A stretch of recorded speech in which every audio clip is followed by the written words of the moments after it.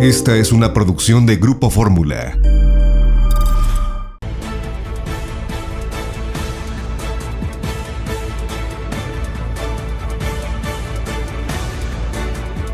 Presenta José Cárdenas Informa. En más de 120 frecuencias de radio en México y cadenas asociadas en Estados Unidos y Centroamérica. Telefórmula en los sistemas Easy, Sky, Total Play, Megacable y otros sistemas vía satélite. José Cárdenas Informa. Todas las noticias, todas las voces. ¿Qué tal? ¿Qué tal? ¿Cómo le va? Hoy es el miércoles 13 de octubre. Le estoy saludando a nombre de todo el equipo que hace posible esta emisión informativa cotidiana de Grupo Fórmula Noticias. Al frente del equipo, Carlos Urdiales, coordinador desbocado, o debo decir dosbocado. Dosbocado, Pepe. ¿Cómo estás? Muy buenas tardes. ¿Qué pasa en Dos Bocas? Se armó la grande. Se armó la gorda. En estéreo, Dos Bocas, en estéreo. Dos Bocas. Sí. Bueno, primero saluda a los esquiroles, ¿no? A los esquiroles de la información que los encabeza Isaac Morán, Oscar Holguín, Francisco Rosales y Héctor García Vega. Charlie Pérez y Juan Carlos Martínez en la producción y la asistencia general, legal, siempre, de Claudia Medina. Por supuesto, estamos con usted y con toda la información importante. Gracias por escucharnos de antemano, se lo digo. Vamos con lo más importante, lo de mayor impacto al momento, cuando varios trabajadores, varios miles de trabajadores, estamos hablando de cerca de 5,000 trabajadores de la refinería de Dos Bocas que pertenecen a la empresa Icafluor, se enfrentaron con la policía estatal, que llegó para evitar mayor violencia de la que ya muestran las imágenes que estamos poniendo al aire con usted.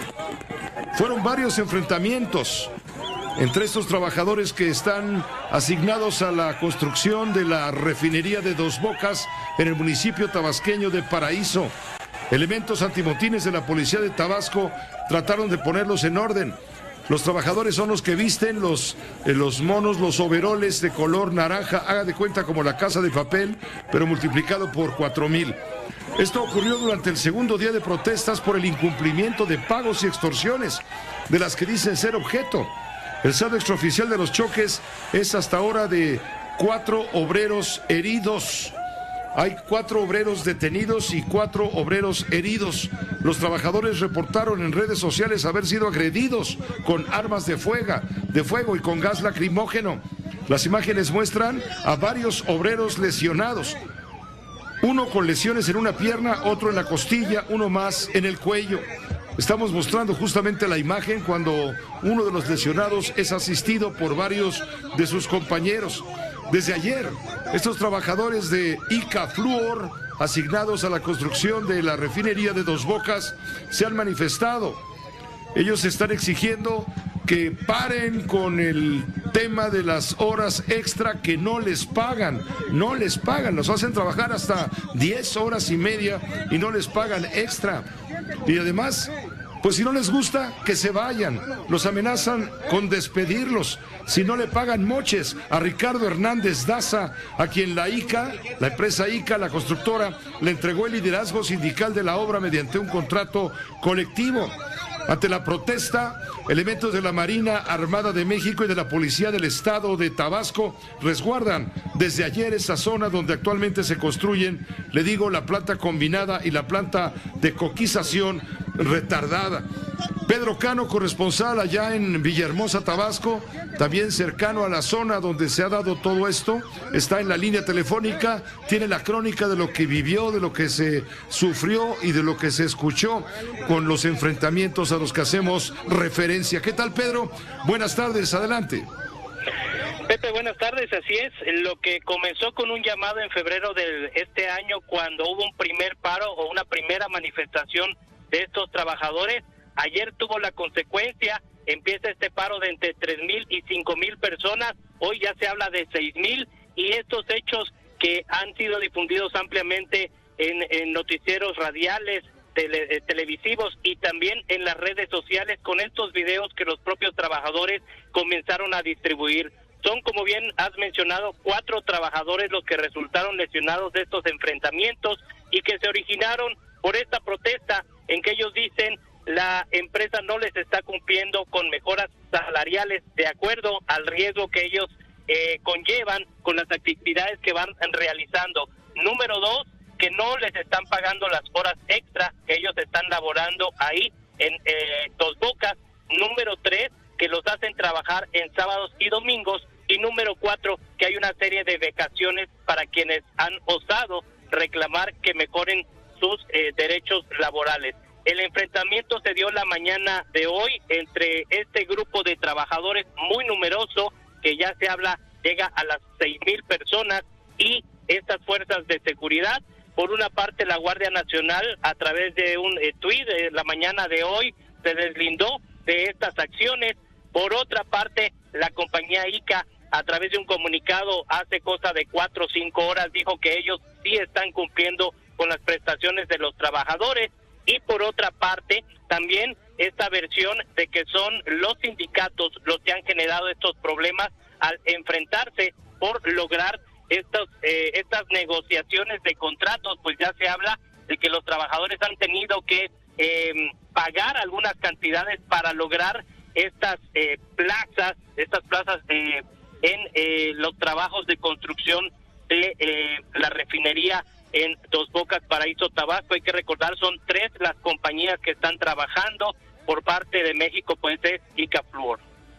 Ahora, Pedro Cano, se ha mencionado insistentemente que por parte de ICA Fluor, en este comunicado del cual estás dando cuenta detallada, se ha informado que el enfrentamiento entre los trabajadores y elementos antimotines allá en Dos Bocas fue protagonizado por personas no identificadas ni reconocidas en el contrato colectivo de trabajo que se tiene con la empresa. Así es, finalmente son los trabajadores los que tienen acceso a las instalaciones de este puerto de Dos Bocas, donde se desarrollan los trabajos de construcción. Son ellos quienes han dado a conocer los videos, porque obviamente el acceso a las instalaciones es controlado por elementos de seguridad, y son ellos quienes han dado cuenta de lo que ha ocurrido al interior, con los videos que obviamente se han mostrado y donde se refleja, las lesiones que han sufrido, como bien mencionaba, una persona a la altura del abdomen, otra inclusive cerca de su ojo izquierdo, y uno más en una pierna. Inclusive los propios compañeros son quienes lo retiran y lo resguardan ante lo que estaba ocurriendo, y obviamente el disparo de gases lacrimógenos que ha quedado evidenciado a través de estos videos. Pues te agradezco mucho, Pedro Cano, este reporte. Vamos a estar pendientes. ¿Cuál es en este momento la situación finalmente? Ya los trabajadores, buena parte de los trabajadores han ido abandonando las instalaciones ya hace cerca de media hora. Concluyeron los turnos y obviamente muchos de ellos se regresan a sus lugares de origen, que no necesariamente son el municipio aquí en el municipio de Paraíso, Tabasco. Pues te agradezco, Pedro. Pendientes quedamos entonces. Buenas tardes.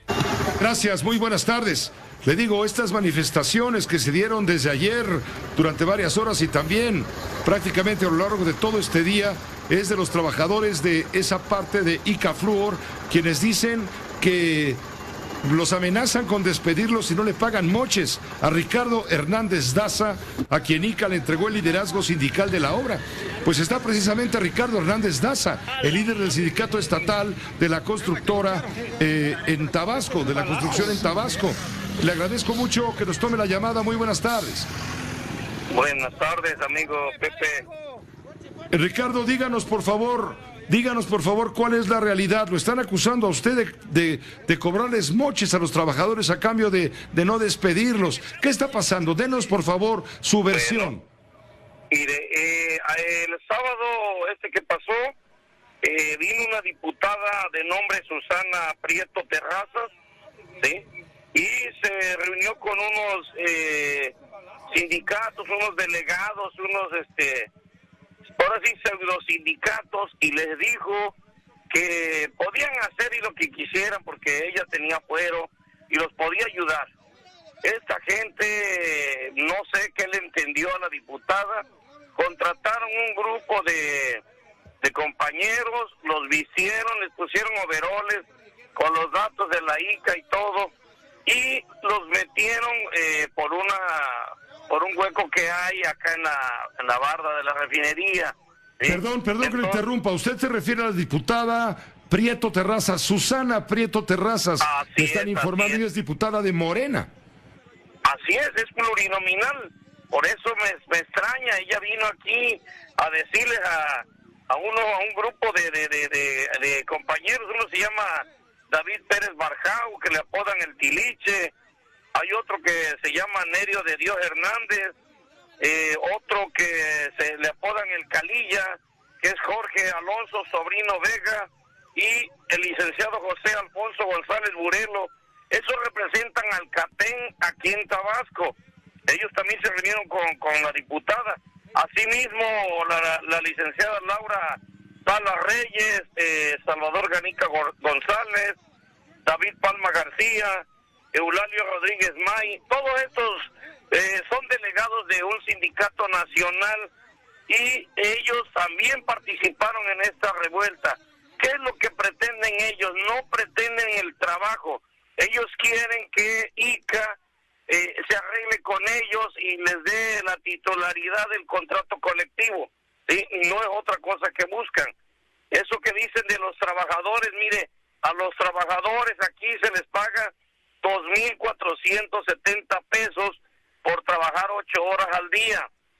Y cuando trabajan tiempo extra, vienen sacando 3,400, 3,500 semanales. Semanales. Entonces, son a la semana, sí. Así es, todo a la semana. Y aquí lo único que cobra el sindicato es el 1%, y eso lo paga la empresa. Pero usted niega que se trate de moches, que usted les exija ese dinero a cambio de permitirles trabajar. No se puede, mire. Paraíso es un pueblo chico y es un infierno grande. Aquí todos nos conocemos, todos nos vemos la cara. Y una de las grandes cosas que no soy el único sindicato que trabaja en la refinería.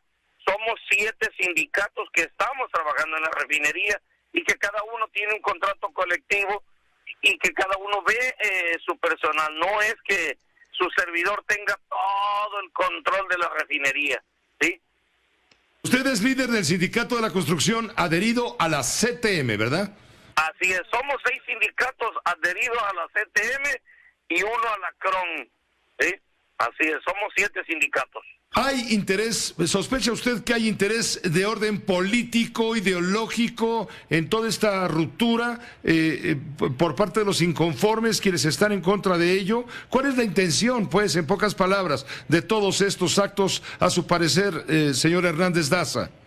Pues mire, yo lo que no entiendo es a la diputada, porque los votos de aquí no le van a servir a ella para nada allá en Ciudad Juárez, Chihuahua, ¿no? Que dice que de allá es ella.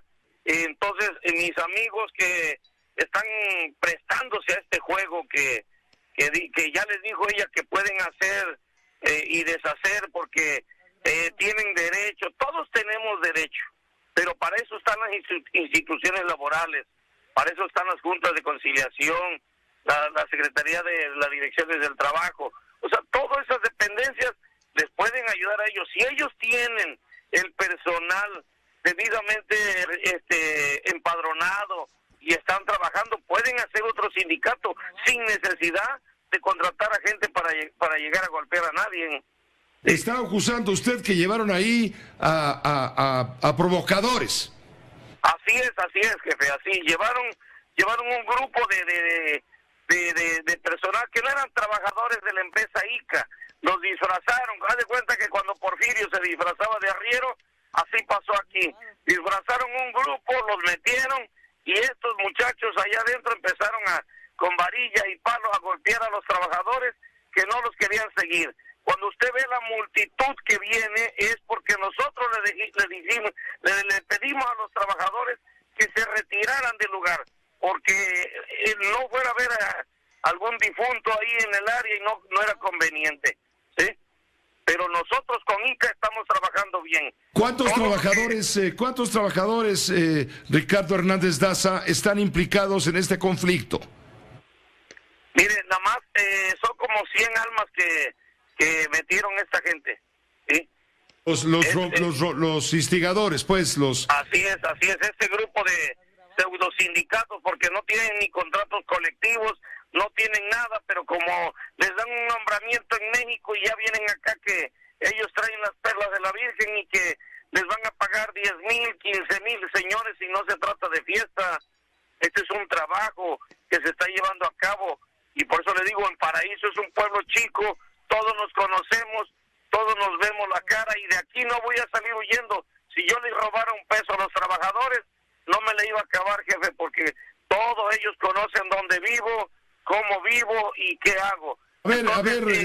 Señor Hernández Daza, Ricardo, nos está escuchando la diputada Susana Prieto Terrazas, a la que usted se ha referido como la instigadora que ha llevado a mover todo este movimiento de insurrección. Diputada, está en la línea telefónica Ricardo Hernández Daza, nosotros la saludamos y le pedimos también su punto de vista, y si quiere usted decirle algo a Ricardo Hernández Daza, adelante, lo escucha perfectamente, doña Susana Prieto, diputada.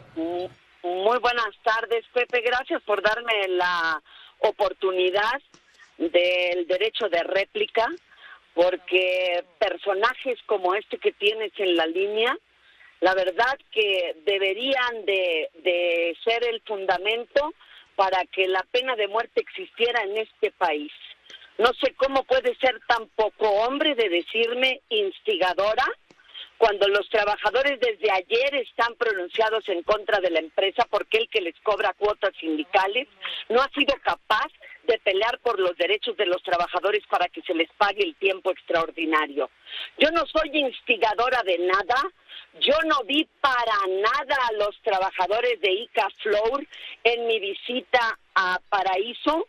Lo que yo fui a hacer a Paraíso fue lo mismo que fui a hacer a Guerrero en Acapulco y a Cancún en Quintana Roo. Hemos estado dando una serie de conferencias sobre una iniciativa de ley que presenté ante el Pleno de la Cámara de Diputados el día de ayer para que se respeten los derechos de los sindicatos minoritarios y se termine con los caciques como Ricardo Hernández Daza.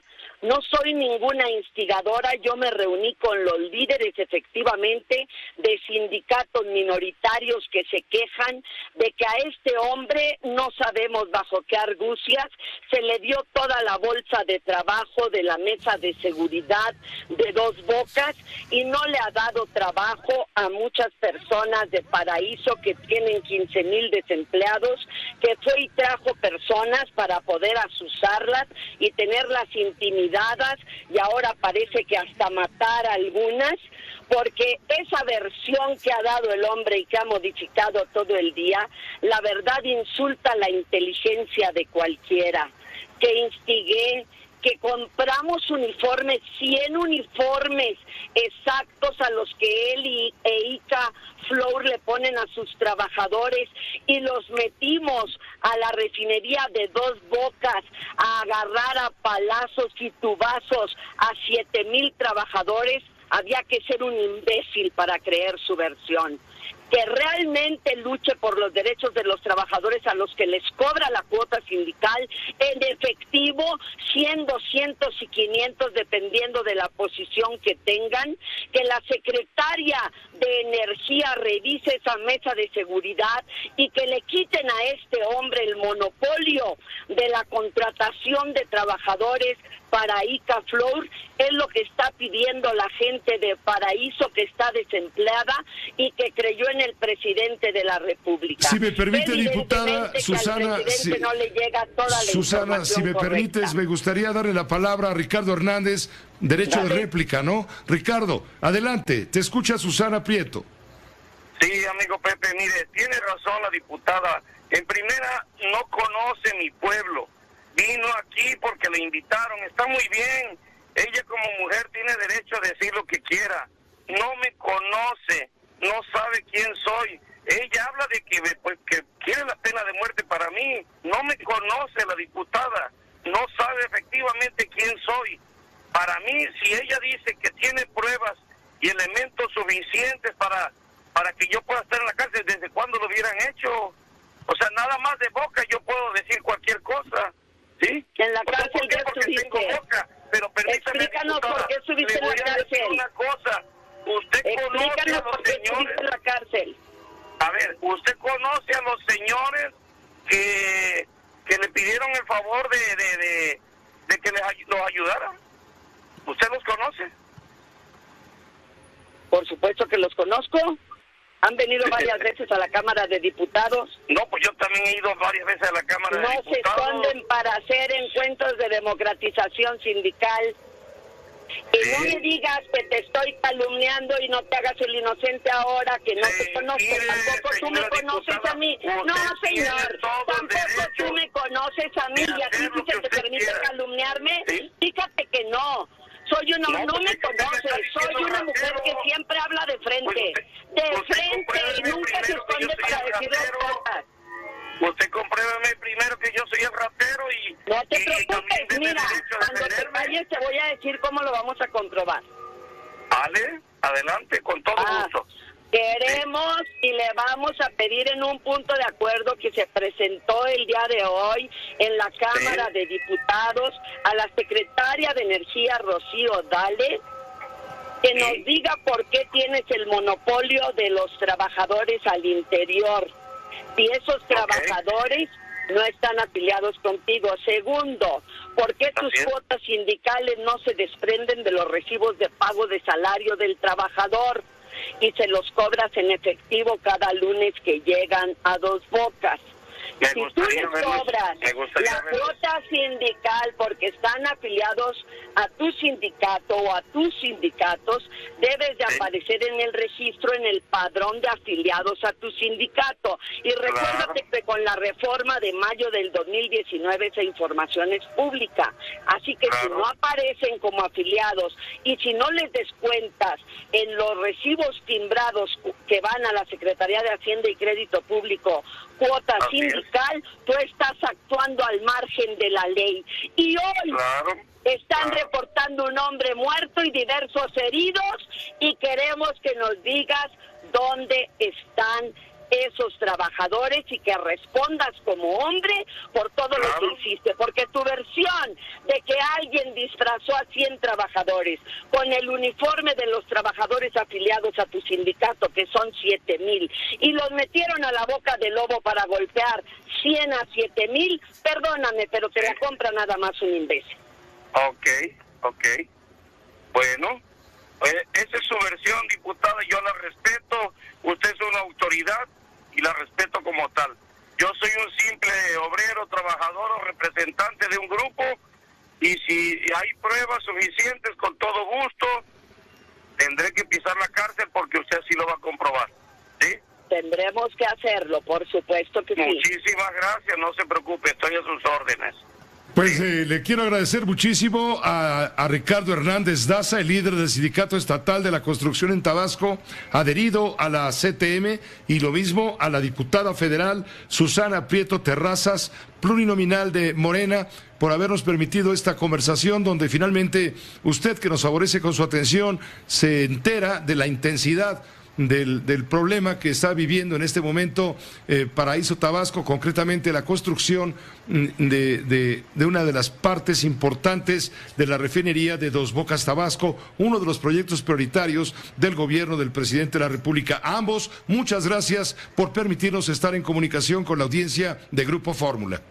Gracias, Pepe. Muchas gracias, amigo Pepe, estoy a sus órdenes. Cualquier Gracias, día igualmente. que necesite, estoy presente. Gracias, muchas gracias. Pues así está la situación que acabamos de escuchar en voz de los protagonistas principales en este momento en torno a lo sucedido allá en Dos Bocas, Tabasco, donde ha habido estos enfrentamientos, donde desde ayer se manifiestan varios miles de trabajadores que han realizado un paro en la obra de la refinería de Dos Bocas de Paraíso Tabasco. Ellos trabajan en la planta combinada y la planta de coquización retardada, así se llama técnicamente. No me pregunte qué es eso porque soy absolutamente ignorante de esos términos, pero sí entiendo que hay un conflicto laboral y un conflicto laboral bastante grave. ¿Qué dice a todo esto la autoridad? Mire, pues Rocío Nale, la secretaria de Energía, asegura que hay un grupito detrás del enfrentamiento en la refinería de Dos Bocas, Tabasco. No fue para sacar, no entraron a la refinería, no se les permitió el ingreso desde las 7 de la mañana, no se permitió y ellos afuera empezaron a lanzar piedras y pues hacer un manifiesto ahí, y por eso es que la seguridad del estado de Tabasco tuvo que replegarse. Habla de algunos lesionados, ¿hay lesionados, secretaria? Hay 3 personas que están detenidas ya se hizo, la ICA Fluor hizo la denuncia y es todo el saldo. ¿Hay heridos? No. Bueno, minutos después se confirmó que no son 3, sino 4 las personas que están detenidas por los hechos, y hay algunos lesionados, pero ninguno de gravedad. Nos decía el líder sindical, hay aproximadamente unas 4 personas lesionadas. Nos lo decía también nuestro corresponsal, Pedro Cano. También Rocío Nale dijo que el paro de labores fue solo en una de las áreas, pero ya se resolvió la situación, por lo que los trabajadores van a reanudar actividades. Niega Nale que el paro se deba a falta de pago de horas extra. Cuando hacen el dobleteo que le llaman de turno, las empresas les pagan el dobleteo, pero son 10 personas que están con esto y que pues no vamos a permitir que haya un desorden. No vamos a permitir que un grupito con una intención particular o de beneficio particular afecte una obra tan importante que le está dando empleo a más de 100,000 personas en forma directa o indirecta en el país. Es una obra que va bastante bien. Secretaría, decía el presidente que es un pleito entre sindicatos. Sí, es un pleito entre líderes. Es un pleito entre líderes, dice la secretaria de Energía, Rocío Nale, finalmente la principal responsable del desarrollo de este proyecto prioritario del régimen de la Cuarta Transformación. Temprano, el presidente de la República en Palacio Nacional minimizó el paro de los trabajadores en la refinería. Sí, es un paro momentáneo, transitorio, espero, porque se están disputando la titularidad del contrato. Es un asunto entre sindicatos. O sea, la empresa ICA tiene trabajadores de un sindicato y hay otro sindicato que le está compitiendo a el sindicato que tiene el acuerdo con ICA. Y por eso ayer hubo un paro parcial. Estamos hablando nada más de la empresa ICA. En Dos Bocas están trabajando 25,000 obreros. Es muchísima gente. Y se va a buscar que haya un acuerdo. Los trabajadores de ICA Fluor son cerca de 5,000. Por cierto, en el centro de este huracán, la empresa ICA Fluor dijo que los enfrentamientos entre los trabajadores, ya lo había adelantado Pedro Cano, pero se lo reitero por su importancia, dijo que el enfrentamiento entre trabajadores y elementos antimotines en Dos Bocas fue protagonizado por personas no identificadas ni reconocidas en el contrato colectivo de trabajo que se tiene con la empresa. También mediante un comunicado, ICA indica que ha cumplido con todas las obligaciones patronales, salariales, seguridad social, física e integral, así como con las correspondientes prestaciones de ley para todos los trabajadores que tienen contratados en la construcción de esta obra. Estamos cumpliendo con lo acordado con la representación sindical. Eso explicó ICA al dar a conocer su postura sobre las manifestaciones de trabajadores en este complejo refinador de Paraíso, Tabasco, la futura refinería de Dos Bocas. Hasta aquí, por el momento, va esta historia. Seguiremos informando.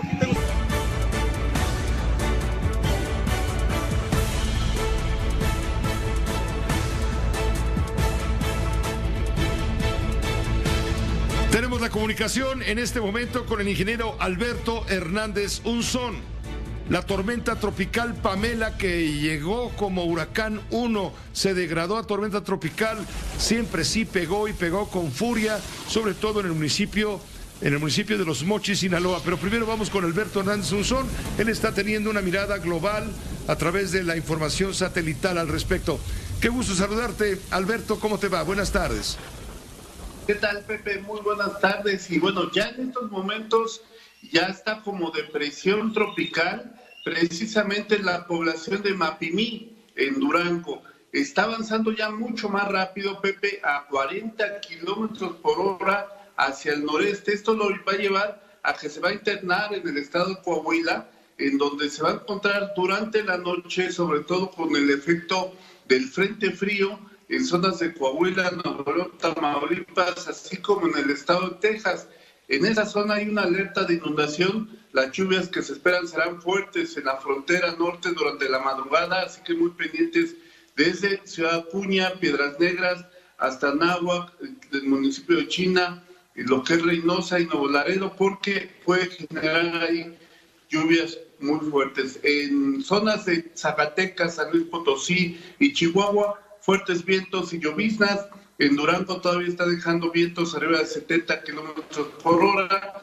Si bien ya es de presión tropical, seguirá internándose sobre la zona norte de Durango. Y en Sinaloa, ya el efecto de estabilidad después de este sistema, está entrando una corriente de aire seco del Pacífico, igual del Golfo de México está entrando una corriente de aire seco, por lo cual ya para el día de mañana tendremos condiciones mucho más estables, Pepe, en la mayor parte del territorio nacional. Pues muchas gracias por esta información que es, digamos, dentro de tu tema, lo más urgente. Estaremos muy pendientes. Gracias, Pepe, un abrazo, buenas tardes. Fuerte abrazo también para ti, desde luego. Vamos con Juan Pablo Llanes, él está en Los Mochis, él colabora con Luz Noticias en este arreglo que tenemos en este momento con Grupo Fórmula Noticias desde la Ciudad de México. Juan Pablo, de antemano, gracias, te escuchamos. ¿Qué pasa en Mochis? ¿Qué tal, Pepe? Buenas tardes a ti y a todo tu auditorio. Los saludo con mucho gusto acá en la ciudad de Los Mochis con estas lluvias que generaron importantes afectaciones en varios sectores de esta ciudad y de la zona rural. El detalle es que las lluvias cesaron hace más de 24 horas, pero hasta este momento todavía hay algunas colonias que presentan todavía inundaciones y afectaciones serias con todo esto que se generó, los más de 100 milímetros que cayeron en tan solo hora y media, 2 horas. Fue el tiempo que llovió ayer por la tarde, pero que todavía hay afectaciones. Estamos mostrando en la imagen de Telefórmula algunos de los destrozos que ocasionó esta lluvia torrencial, si me permite ser el calificativo. Sí, por espacio de 2 horas una fuerte lluvia con poco viento, pero mucha cantidad de agua. Señalan los expertos que era la lluvia que hubiera caído en un lapso de una semana, cayó solamente en 2 horas aquí en la ciudad de Los Mochis. Muchas casas con el agua adentro, al interior de sus domicilios, muchas familias pues tuvieron que pasar la noche limpiando, levantando muebles, tratando de sacar el agua que tenían en sus domicilios ya adentro. En muchos asentamientos también los propios vecinos bloquearon las calles para que no pasaran los vehículos, porque el paso de los autos genera olas que se estaba metiendo todavía más, estaba generando que el agua se metiera todavía más a los domicilios. Y bueno, poco a poco a lo largo de esta mañana ha ido bajando poco a poco el nivel del agua, pero nos reportan todavía algunas afectaciones, algunas colonias sin agua potable o sin energía eléctrica acá en Los Mochis, Pepe. Ha habido apagones, ciertamente, también en San Ignacio, Sinaloa. Según informó la Comisión Nacional del Agua, hubo también daños a partir de las 7 de la mañana, cuando se intensificó la lluvia. La Comisión Federal de Electricidad, refiriéndonos a lo que mencionas, Juan Pablo, alrededor de 120,000 usuarios en Sinaloa y Nayarit se quedaron sin luz debido a esta lluvia y a los vientos que trajo consigo este meteoro, que está localizado a estas horas, según nos acaba de informar el propio ingeniero Alberto Hernández Unzón, meteorólogo de Grupo Fórmula. Está localizado a unos 100 kilómetros al norte del estado de Durango y continúa su paso por México. Se informa que el fenómeno natural se encuentra al norte de Durango y también al noreste de Mazatlán, en Sinaloa. Las bandas nubosas ocasionan lluvia fuerte, puntual, intensa, en rachas fuertes. En fin, ese es el panorama que está sucediendo, y te agradecemos mucho la información que nos permites a través de Luz Noticias de Los Mochis, en colaboración con Grupo Fórmula Noticias México. Gracias a ustedes, seguiremos pendientes y sobre todo esperando que no regresen las lluvias. Ya el pronóstico indica que no va a haber más precipitaciones. Esperemos que así siga acá en Sinaloa, Pepe. Ojalá, muchas gracias, que te vaya bien mientras tanto. Buena tarde. Gracias, buenas tardes y un abrazo a todos. Un abrazo muy fuerte. Nos permite una pausa muy breve. Hoy el presidente confirmó lo que ya muy noche de ayer se confirmó.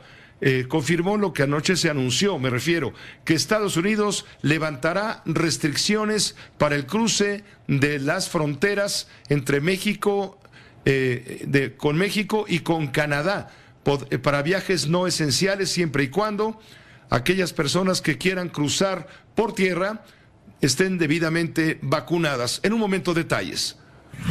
Aquí se escuchan todas las noticias y todas las voces. Pues está precisamente Ricardo Hernández Daza, el líder del sindicato estatal de la constructora, de la construcción en Tabasco. Vino una diputada de nombre Susana Prieto Terrazas y se reunió con unos sindicatos, unos delegados. Llevaron un grupo de personal que no eran trabajadores de la empresa ICA. Los disfrazaron. Haz de cuenta que cuando Porfirio se disfrazaba de arriero, así pasó aquí. Disfrazaron un grupo, los metieron. Y estos muchachos allá adentro empezaron con varilla y palos a golpear a los trabajadores que no los querían seguir. Doña Susana Prieto, diputada. No sé cómo puede ser tan poco hombre de decirme instigadora cuando los trabajadores desde ayer están pronunciados en contra de la empresa porque el que les cobra cuotas sindicales no ha sido capaz de pelear por los derechos de los trabajadores para que se les pague el tiempo extraordinario. Yo no soy instigadora de nada, no me conoce, soy una mujer que siempre habla de frente, y nunca se esconde para decir las cosas. Usted compruébeme primero que yo soy el ratero y... No te preocupes, mira, cuando te calles te voy a decir cómo lo vamos a comprobar.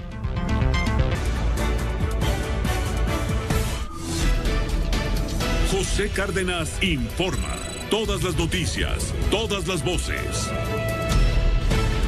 Antes de informar con todo detalle, el anuncio de la reapertura de la frontera entre México y Estados Unidos, lo hará Estados Unidos también con Canadá. Antes de ir con esta información y con Rocío Galván a Tijuana, permítame comentarle que hoy también el presidente de la República adelantó que este próximo fin de semana va a estar en Baja California y ahí el presidente va a firmar un acuerdo para regularizar los llamados autos chocolate, es decir, los autos chuecos, los autos que entran sin papeles procedentes sobre todo de la Unión Americana.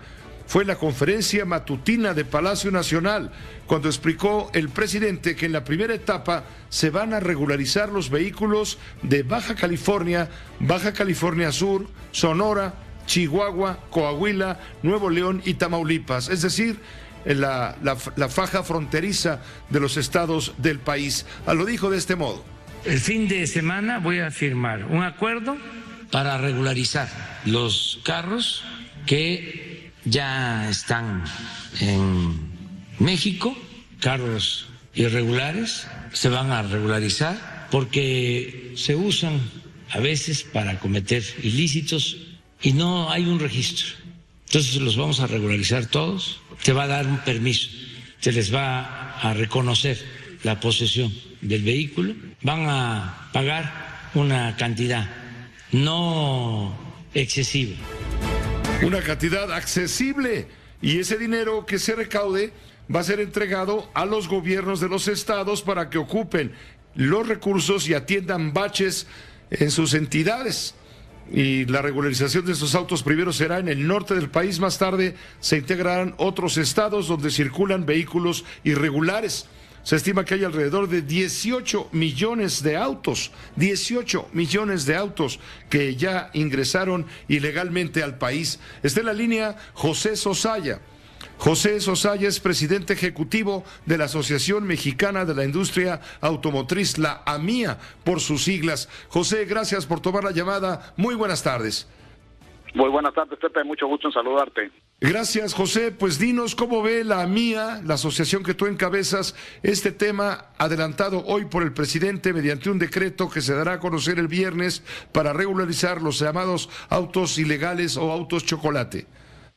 Mira, de entrada vemos como muy loable el objetivo de la iniciativa, que es apoyar a gente de escasos recursos, a que puede contar con un vehículo. Lo que creemos que es de forma equivocada es la forma que se está utilizando. El hacer legal lo ilegal no es el camino adecuado.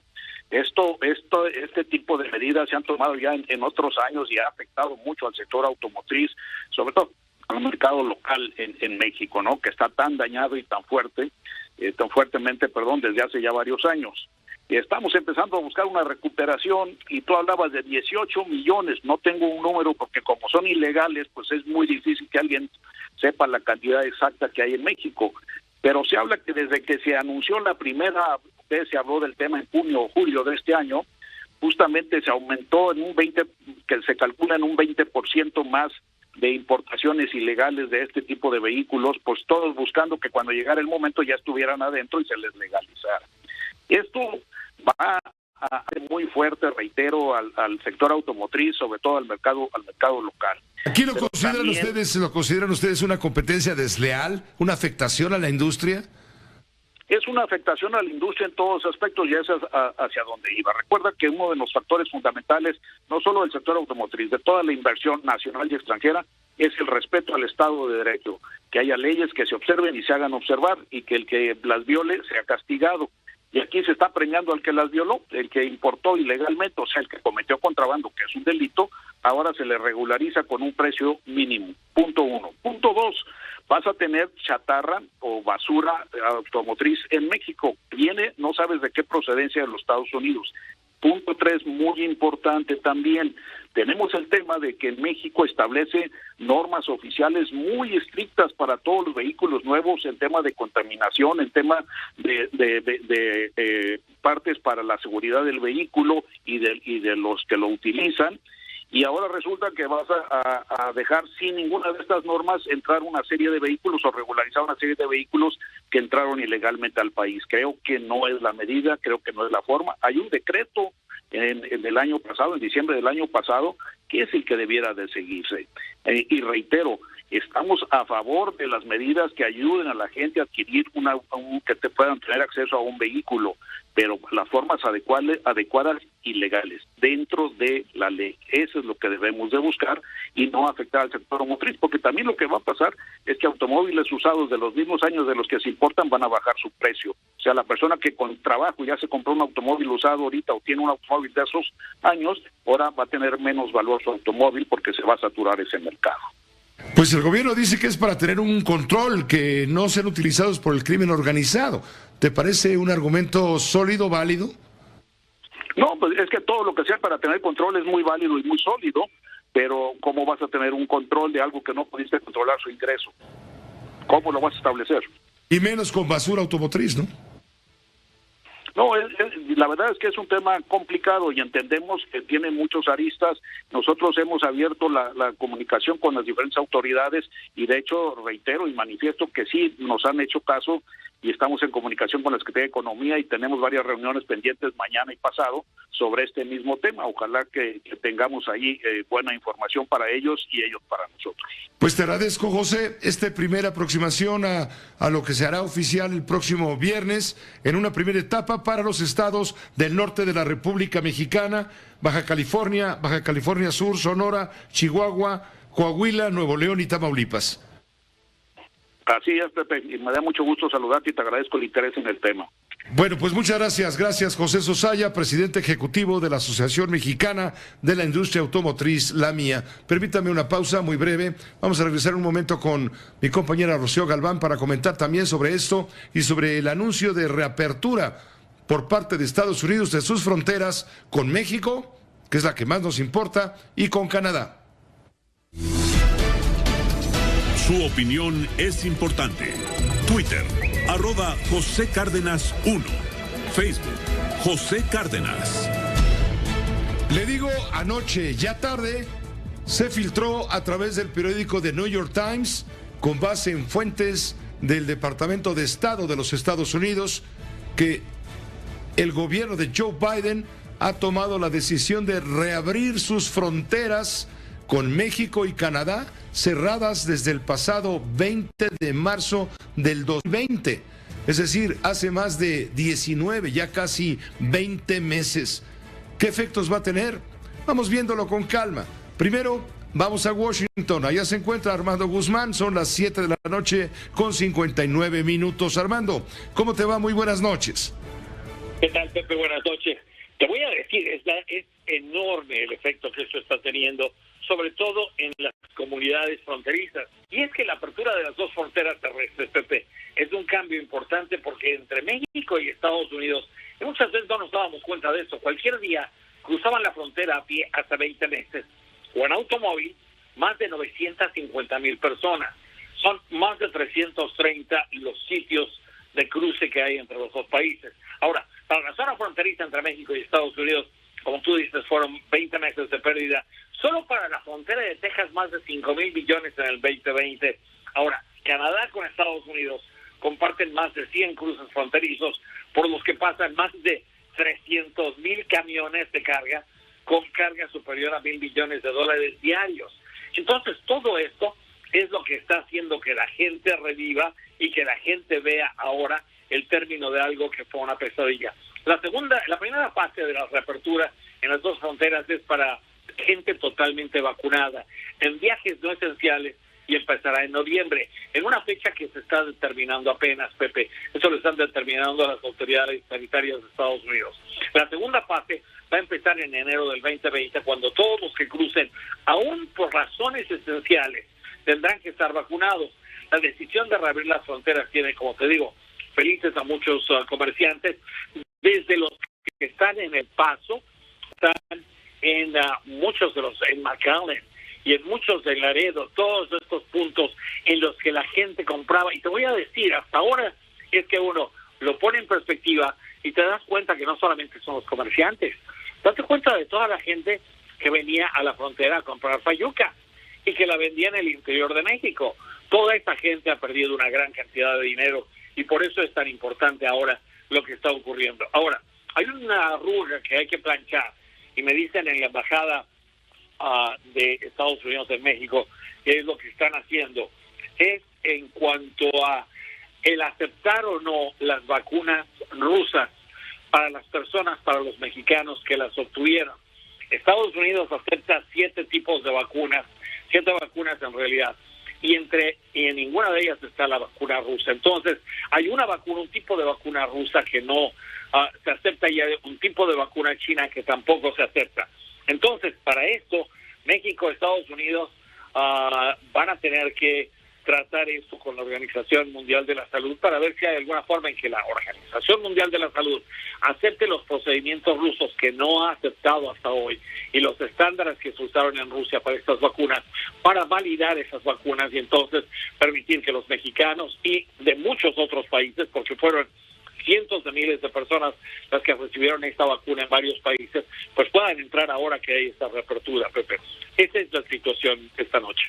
Pues importante, sin duda, el anuncio que habrá de confirmar, por supuesto, la autoridad estadounidense para precisar exactamente la fecha en la cual ya, utilizando la vacuna, la cartilla de vacunación, para los mexicanos sobre todo, puedan ya cruzar cotidianamente la franja fronteriza en los puntos claves. Sabemos que la frontera más transitada del mundo por tierra, sin duda, es la frontera de México con Tijuana, es decir, de Tijuana, México, con San Isidro, California, rumbo a San Diego y toda esa parte de la mesa, etcétera. Así que, importantísimo. Te agradezco mucho la información y los comentarios. Vamos a tener el contacto permanente, Armando. Gracias, Pepe. Buenas noches. Muy buenas noches, gracias. Sí, a principios de enero, Washington requerirá que los visitantes, como los conductores de camiones, por ejemplo, estén vacunados para poder cruzar la frontera terrestre. Representantes de la administración del presidente Biden enfatizaron que la política del título 42, introducida por el exmandatario Donald Trump y que impide a los solicitantes de asilo ingresar a Estados Unidos, va a permanecer vigente. La Casa Blanca anunció el 20 de septiembre que Estados Unidos levantará a principios de noviembre las restricciones de viaje para los viajeros aéreos de 33 países, incluidos China, la India, Brasil y la mayor parte de Europa, que están completamente vacunados contra el COVID-19. ¿Qué opina el presidente de México sobre este anuncio difundido ayer por la Casa Blanca? Se logró la apertura de la frontera norte. Vamos a tener ya normalidad en nuestra frontera norte a partir del día 1 de noviembre. Y como complemento, porque esto tiene que ver con los trámites, las gestiones que ha hecho México ante el gobierno de Estados Unidos, muchas reuniones para lograr la apertura de la frontera, pero también la decisión de vacunar en los municipios fronterizos. El presidente habló del 1 de noviembre.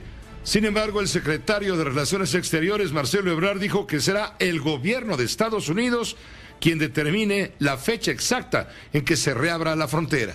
Y me confirmó el secretario Mayorkas ayer por la noche que a partir de los primeros días de noviembre ellos van a determinar la fecha exacta, la daremos a conocer en cuanto la conozcamos, pero es iniciando noviembre, ya muy cerca. Se van a reanudar las actividades, quiere decir esto, se van a permitir los viajes terrestres y aéreos a Estados Unidos para las personas que están vacunadas. La base de la movilidad global va a ser la vacunación. Es lo que opina el secretario Ebrard de Relaciones Exteriores. Los puntos fronterizos de México con Estados Unidos se han visto afectados en un 75% en sus economías por este cierre fronterizo para viajes no esenciales por tierra desde hace 19, casi 20 meses. ¿Qué opina Rocío Galván? ¿Cómo se recibe la noticia allá en Tijuana? Sin duda, el paso fronterizo más transitado del mundo desde el punto de vista terrestre. Adelante, Rocío. Saludos, buena tarde. ¿Qué tal, Pepe? Yo también te saludo con mucho gusto. Y bueno, la reapertura de la frontera es vista por organismos del tipo empresarial y también organizaciones sociales como algo muy positivo. En este sentido, Pepe, yo quisiera destacar en el aspecto económico, bueno, pues es más la afectación para el sur de California, tal y como tú lo señalas. El 80% de las ventas de San Isidro, California, pues son hechas precisamente a habitantes fronterizos, a mexicanos que cruzan a Estados Unidos para hacer sus compras. Entonces, bueno, esta reapertura de la frontera se da justo en una fecha clave, como es el preámbulo de lo que es el llamado Viernes Negro y lo que son las compras navideñas y de Año Nuevo. De acuerdo con Gustavo de la Fuente, quien es director ejecutivo de Smart Border Coalition, pues esto es muy positivo, pero también la gran pregunta que se hacen todos los involucrados es cómo van a operar las revisiones y tiempos de espera, dado que en este momento, Pepe, que no hay viajes no esenciales, pues las esperas a veces se hacen muy largas. Hemos llegado a tener días hasta de 5 o 6 horas para cruzar las personas que trabajan o estudian o tienen alguna razón esencial para cruzar a California. Entonces, esta es la gran pregunta, la gran interrogante, ¿cómo le van a hacer? Porque tal y como decía Gustavo de la Fuente, si una familia de 6 integrantes cruza de Tijuana a San Diego, ¿cómo va a ser la revisión por parte de aduanas y protección fronteriza y cuánto tiempo se van a llevar? Él incluso sugiere que a lo mejor van a hacer revisiones aleatorias, porque de otra manera pues no se tiene idea de cuánto tiempo se extendería la espera para cruzar. Por otra parte, decirte que aunque Aduanas y Protección Fronteriza ha incrementado su personal en las garitas en las últimas semanas, en la actualidad lo que es la garita de Otay ya tiene el 93% del volumen de viajeros que se tenía antes de la pandemia, y en San Isidro ya se alcanza el 80% de lo que era el volumen de personas que cruzan la frontera antes de la pandemia. Hay también otras opiniones, Pepe, como la de Kenia Samarripa, que es directora de Asuntos de Comercio Internacional de la Cámara Regional de Comercio de San Diego, quien destacó el proceso de reactivación económica justo en esta época prenavideña. Y por otra parte, bueno, pues el secretario de Salud de Baja California, Alonso Pérez Rico, hoy acudió a una reunión con 6 secretarios de salud en el área de Arizona para ver precisamente cómo va a operar esta cuestión de las vacunas. Decirte, Pepe, que los maestros de Baja Baja California, en un 98% fueron vacunados con CanSino. Y bueno, pues tú sabes que es una de las vacunas que no son aceptadas por parte de la Organización Mundial de la Salud todavía. Entonces hay esa gran interrogante. Y otra gran interrogante es el universo de los jóvenes o adolescentes de 12 a 17 años que todavía no son vacunados y que en algunos de los casos, por cuestiones familiares o algo, bueno, pues se aplicaron una dosis en Estados Unidos y que ahora están en este limbo justo cuando se da esta reapertura de la frontera. 2 anotaciones más, Pepe. Hoy la alcaldesa de Tijuana, Montserrat Caballero, dijo que no se va a abrir el Pet West, este paso peatonal que tú sabes es mucho más ágil y en mejores condiciones que el otro cruce peatonal. Dice que no se va a abrir porque ahí cerquita del Pet West está el campamento migrante del Chaparral. Hay 1,700 personas que desde hace 8 meses y 2 semanas están viviendo ahí y bueno, pues no han podido ser convencidos de abandonar estas instalaciones. Entonces dice la alcaldesa que no se va a usar la fuerza para desalojarlos, que se va a seguir tratando de convencerlos de que abandonen esta zona y que por lo pronto las autoridades de Estados Unidos no van a utilizar este paso con la reapertura de la frontera.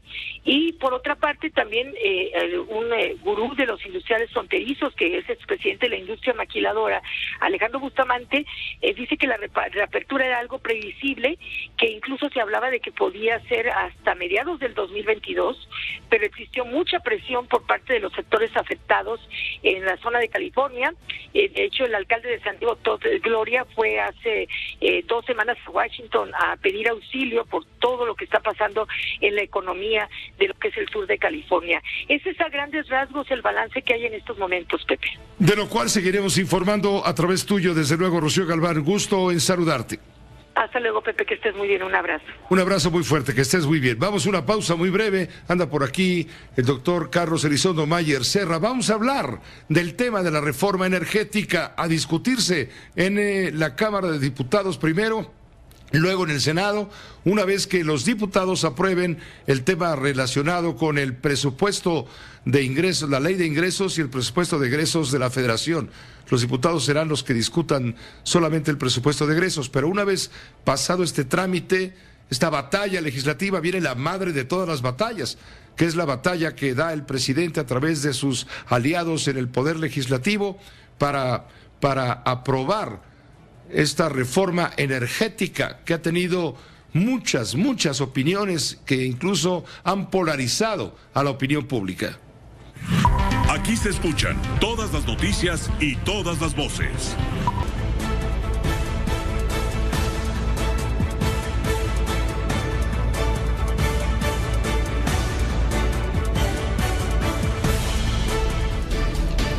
José Cárdenas informa. Todas las noticias, todas las voces.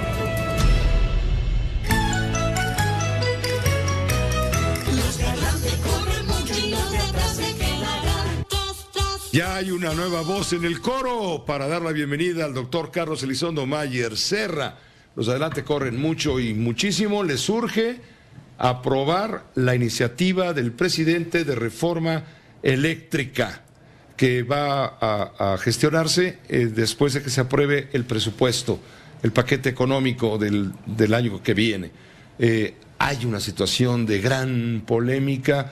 Los argumentos del gobierno son unos válidos, los argumentos de quienes están en contra son otros válidos también. El caso es que hay una polarización sobre este tema de la reforma eléctrica, que si le van a dar a la Comisión Federal de Electricidad el monopolio, que está produciendo energía cara y sucia, etcétera.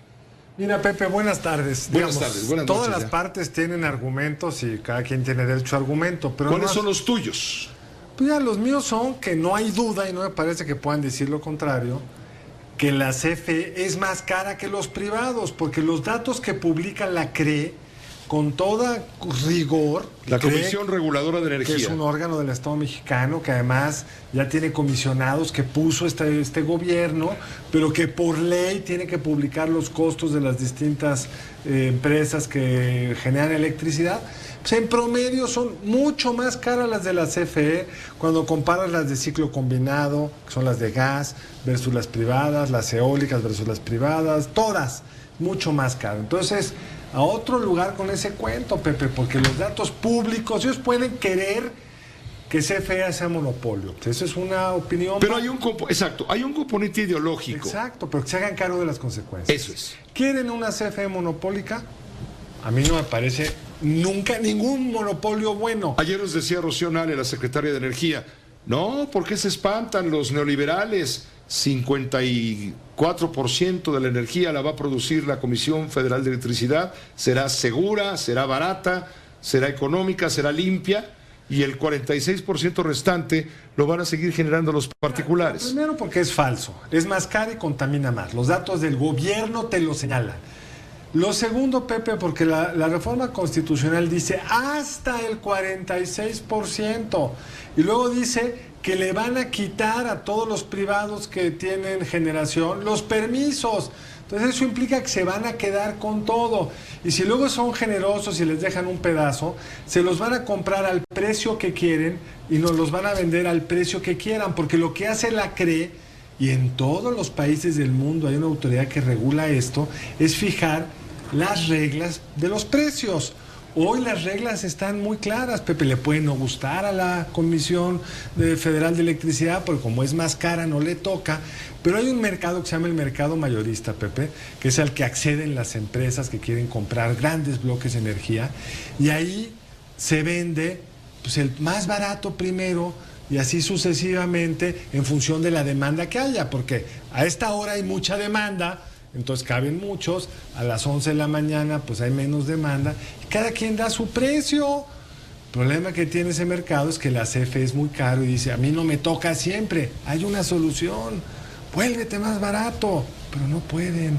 Tienen plantas viejas, tienen exceso de gente, hacen pensiones generosas, regresaron a las pensiones que ya habíamos logrado acotar hacia el futuro a un costo para el erario de más de 100,000 millones de pesos. Los subsidios, ¿te refieres? No, las pensiones. Acuérdate que en la reforma energética, CFE y Pemex ganaron un bono que les reconoció el gobierno federal, les dio lana, si lograban renegociar sus pensiones, porque las pensiones de CFE y de Pemex eran, te ibas muy pronto, no importaba cuánto hubiera cotizado el trabajador, y para los nuevos trabajadores, las pensiones para los nuevos trabajadores, dijeron, hacia adelante como cualquiera, cotizas y la edad que me toca a mí jubilarme, el IMSS, etcétera.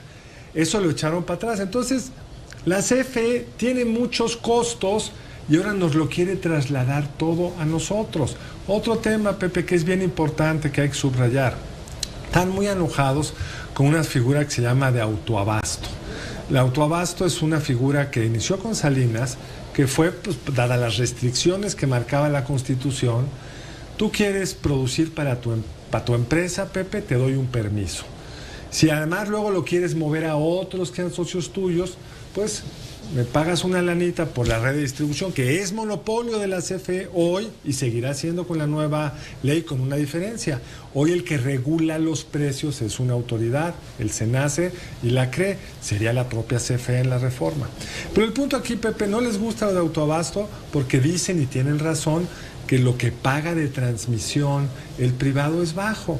Pues veamos por qué es bajo y si se puede llevar a un costo adecuado para la CFE. Pero ojo, la CFE en lo único que gana dinero es en transmisión y en distribución. Gana muy buen dinero.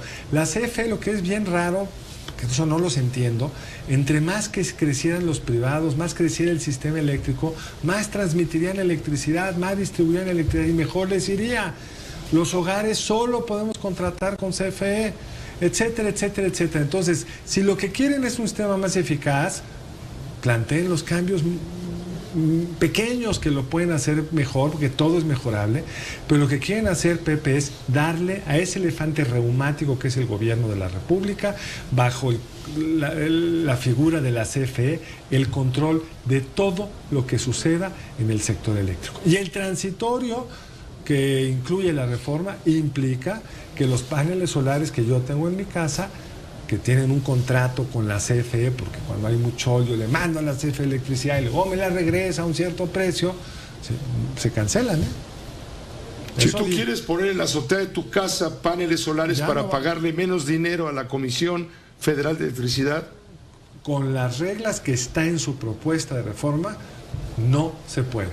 Todos los contratos entre privados y CFE se cancelan. Eso dice el transitorio. Yo tengo un contrato como hogar con la CFE, caput, mis paneles.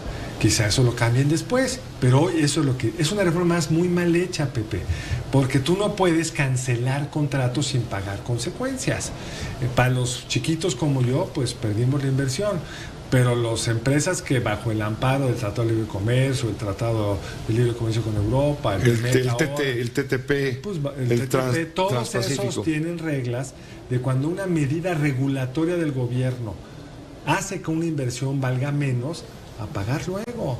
Por eso vienen probablemente demandas de los que invirtieron en la generación de energía como sector privado. Absolutamente. Y a ellos les contesta el presidente, pues váyanse a robar a otro lado, porque ustedes estuvieron aquí asaltando. Pero es que eso del robo... Y se refería a Iberdrola, por ejemplo. Si hubo robos, ¿por qué no los han demandado por robo?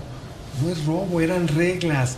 Por ejemplo, hay la figura el autoabasto, ya la platiqué muy rápidamente, pero está la otra figura que son los productores independientes. Son unos que solo le pueden vender a la CFE, tienen un pequeño margen que le pueden vender a terceros, solo a la CFE. Todos esos, Pepe, fueron licitados. Y esos le venden, como muchas plantas son de Iberdrola, le venden a CFE a un precio que fue el que salió en la licitación. Y la novedad es que le conviene a CFE porque sus plantas son más caras. Entonces, pues, estás comprando una energía más barata y luego el precio final del consumidor, pues el margenzote se lo queda a la CFE.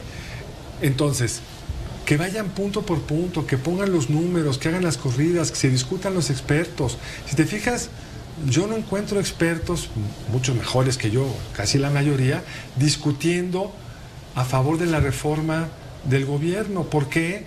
Porque la reforma del gobierno, Pepe, no incluye aspectos técnicos. Lo que incluye son afirmaciones que no tienen sustento. Ayer hablábamos con la secretaria Rocío Nale, la secretaria de Energía, hablábamos justamente de todos estos puntos.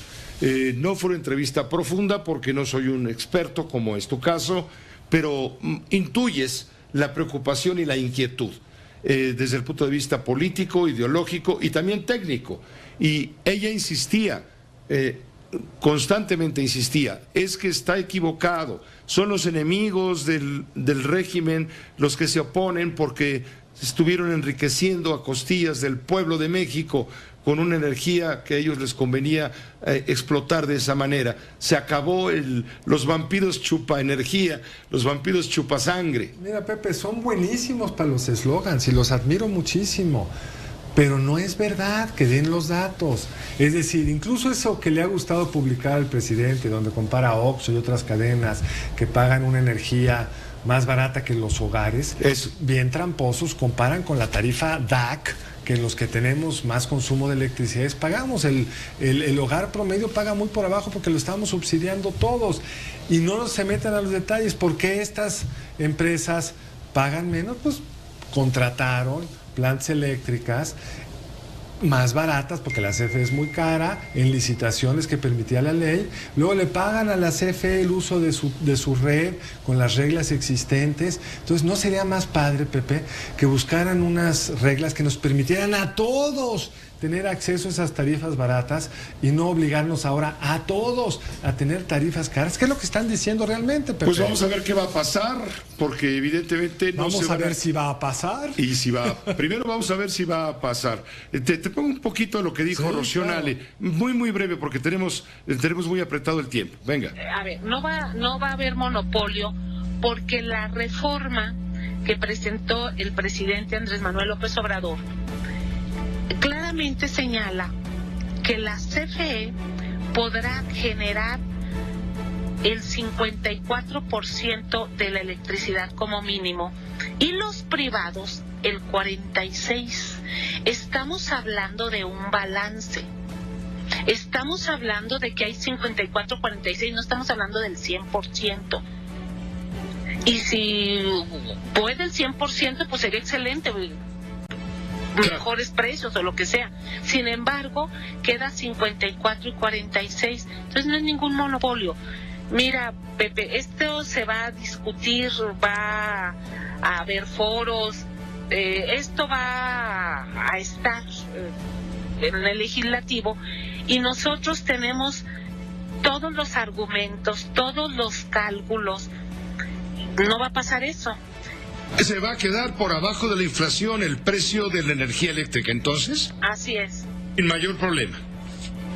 Así es, e incluso en uno de los transitorios estábamos viendo ahí, no sé si es en el artículo 28 o uno de los transitorios, queríamos exactamente hasta condicionar que sea por abajo de la inflación, porque la energía es un suministro básico. Pero mira, Pepe, ella misma lo dice, como mínimo 56.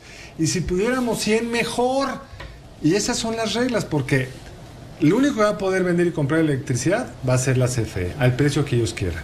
El único que va a poder, digamos, distribuir a tu hogar va a ser la CFE al precio que ellos quieran. Les van a quitar los contratos existentes a los privados y luego a ver si les dejan el 46. Eso es un monopolio, pero incluso en la reforma constitucional, Pepe, ahí dice...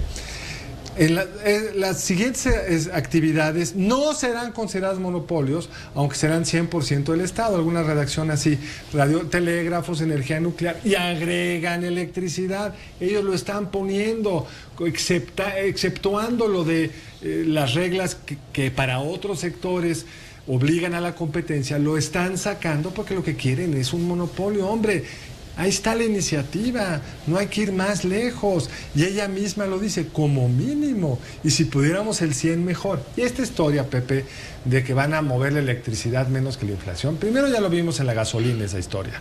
No fue así. Ya lo vimos en el gas LP. No fue así.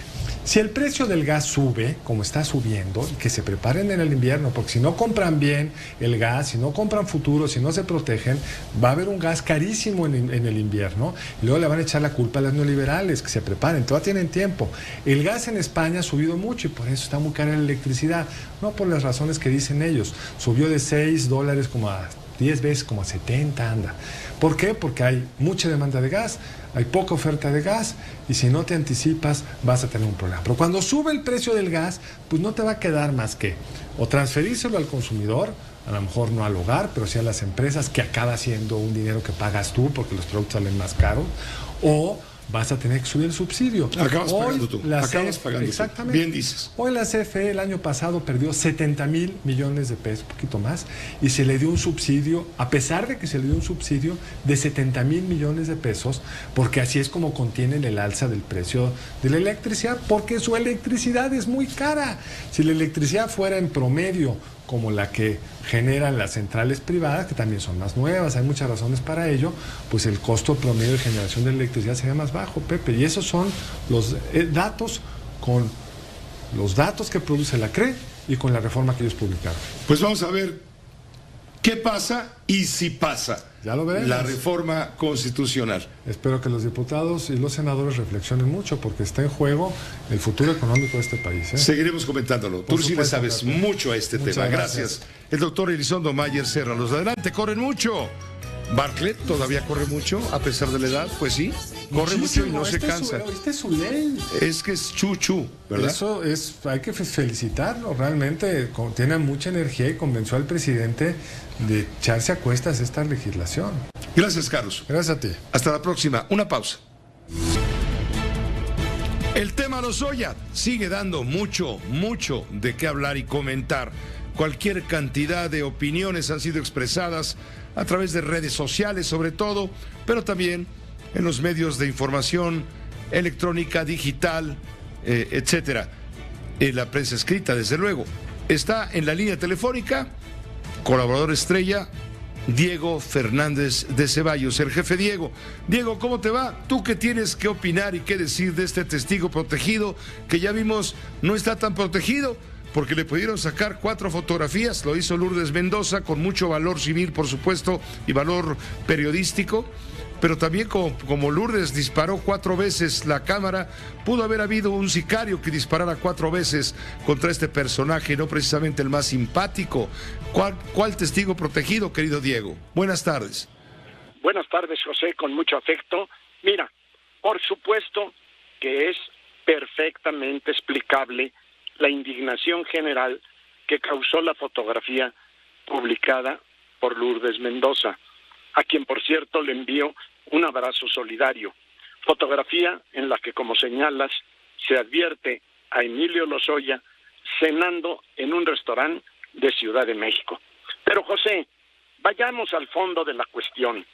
A mi modo de entender, por lo menos es el mío, la verdadera indignación no se dio por la fotografía de un procesado cenando en un restaurante, sea de poco costo o sea de lujo, o porque hubiéramos visto a un encuerado en una playa nudista. No, la ofensa a la sociedad, a mi modo de entender, se da por dos razones distintas pero vinculadas. Una de ellas es porque la sociedad está cansada de tanta impunidad, porque la mayoría de los delitos quedan impunes, y la otra causa de indignación porque advierte la sociedad que la lucha contra la corrupción sigue siendo una farsa tramposa y selectiva. Sí, es la repugnante manipulación que este gobierno viene haciendo de la ley y de la justicia. Es cínica la manera selectiva y tramposa como nos dice que combate a la corrupción. Veamos, José, el caso de Lozoya es uno más, pero es paradigmático.